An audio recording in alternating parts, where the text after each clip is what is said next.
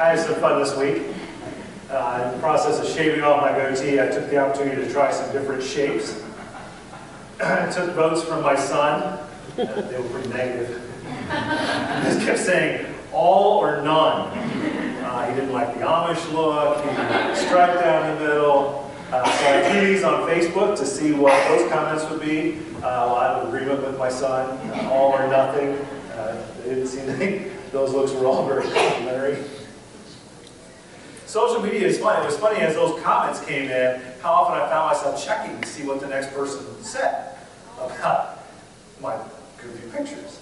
But that's sort of how social media works in a way. Sherry Turkle, MIT professor who does some research, she said, social media, even though it makes us, helps us be, we don't need to see that anymore. Even though it helps us to be connected with more people than we've been able to be connected to previously in history, people report feeling lonelier than they did before. There's something about social media, it's an opportunity to get affirmations, but it's such an opportunity to feel critiqued. Even though there's not a dislike button, how often do we wonder, well, why did that get more posts than something else I put up? Like a Steeler post. Why did that get more than some of my Steeler posts?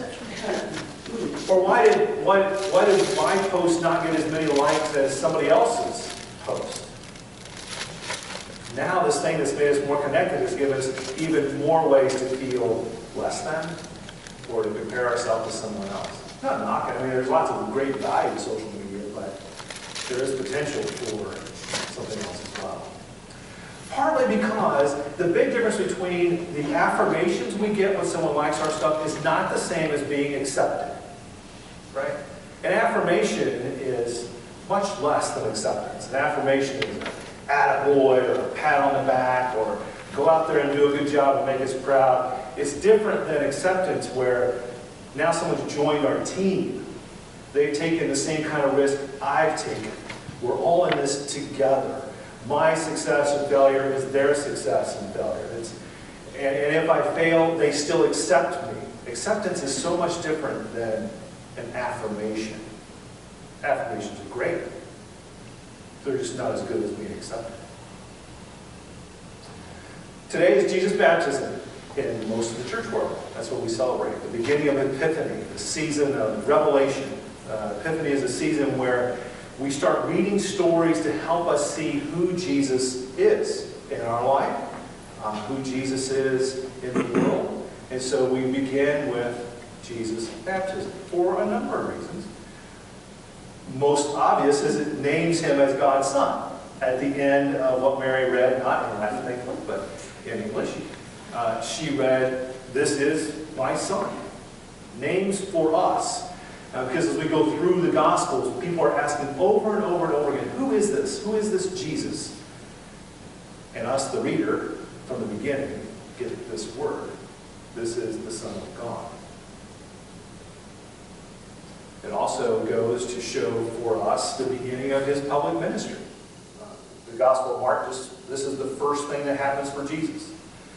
The other Gospels start with his actual birth, but in Mark, we launch off from the baptism. The baptism becomes an opportunity for Jesus to begin his public ministry, where he's out there teaching, and healing, and reconciling. Starts with his baptism. But there's something more than that going on, I think. And I think it has to do with acceptance.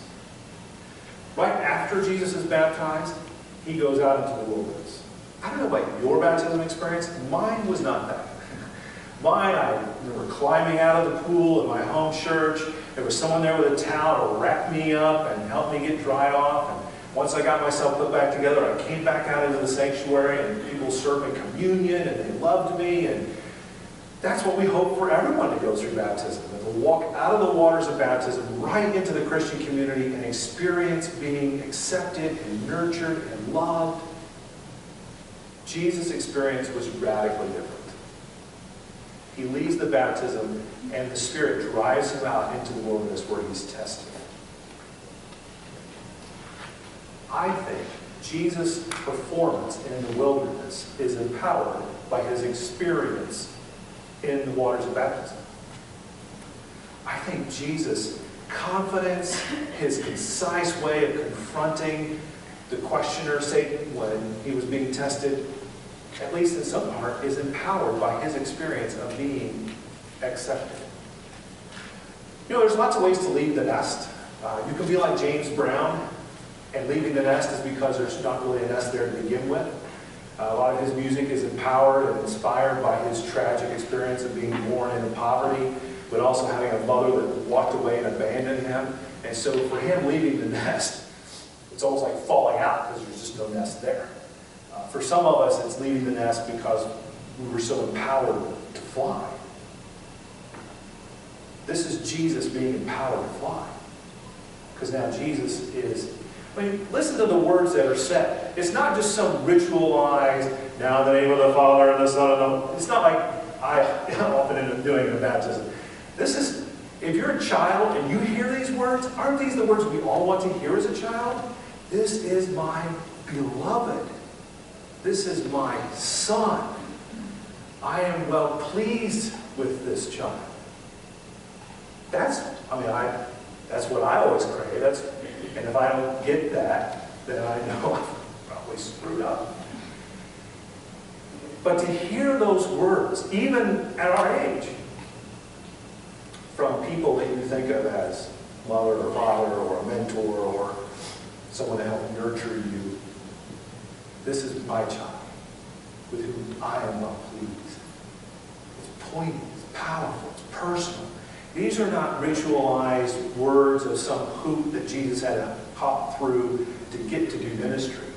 This is an acceptance. This is a high watermark. This isn't just the beginning and then everything else is going to happen. This is a high watermark that gets remembered in a way that empowers Jesus. But we don't stay there, right? Maybe. Like Peter on the Mount of Transfiguration. It's a high watermark in Peter's walk with Jesus. Jesus takes Peter and a couple of disciples and they go up on the mountain.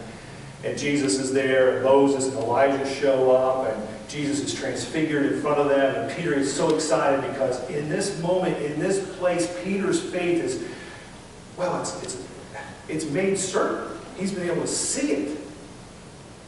His faith is now like a rock. And he doesn't want to leave. And so Peter says to Jesus, let's just build some tents and we'll stay here because this is great. And Jesus says, no, we have to go back down the mountain. There's too much to do. There's people to see. There's things that we have to get done. There's so much that needs to be experienced. We can't stay here. But we remember it and we take it with us. And that memory of being accepted and so certain will empower us when we hit those rough spots. That's how remembering our baptism becomes so amazing in our faith journey. Remembering that being accepted. That the waters of baptism remind us that we will never be abandoned. We'll never be alone. There may be forks in the road. There may be times in which life gets rough on us. But we're accepted. If I completely pick the wrong way, I'm accepted. I still love. In a personal, poignant, powerful way by the one that created me. The revealing through Jesus' baptism is not simply to put a name or a role on Jesus Christ as much as to put flesh, to put some stuff on the relationship. It's a relationship of acceptance. Why is Jesus so serene on the cross? Is it because he knows he's so accepted that as bad as the cross is, it's not the end? Is he so certain that he's not going to be abandoned that even on the cross, in the darkest moments of his life, the end of his life, he's serene because he knows. Whether he knows the detail or not, he knows he's accepted and loved and never abandoned, and is by the one that creates life and sustains life and renews life.